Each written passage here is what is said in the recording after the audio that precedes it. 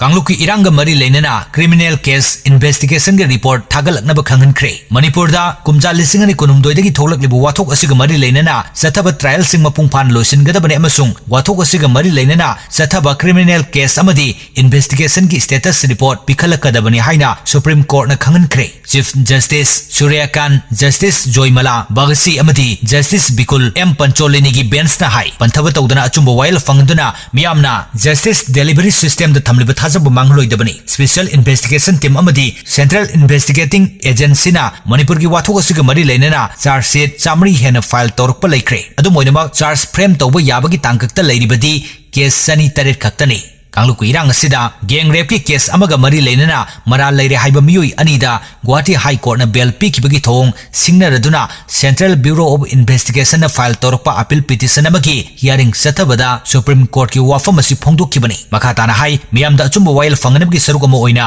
victim rehabilitation program paikhatpaga loinena miyamgi thajaba manghandanaba thorang lokhatpham thoi investigation amasung prosecution gi thabakta matam thengtharabadi miyamna justice system da thamba thajaba manglakpa yai Kanglupki irang manung thokpa gang rape ki thokdokta chenaba miyoi ani Guwahati High Court na bail pikibagi thong yaningdaba phongdokladuna CBI na Supreme Court ta appeal petition file tawrakkibani